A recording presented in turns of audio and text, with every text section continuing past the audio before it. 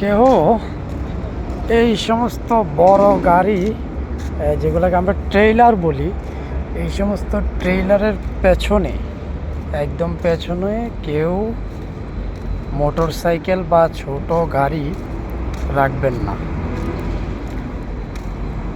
কথাটা বললাম এই কারণে যে এরকম একটা গাড়ির পেছনে আমাদের একজন সিএনএফ মোটর সাইকেল রাখছে, রাখার পরে ড্রাইভার খেয়াল করে নাই।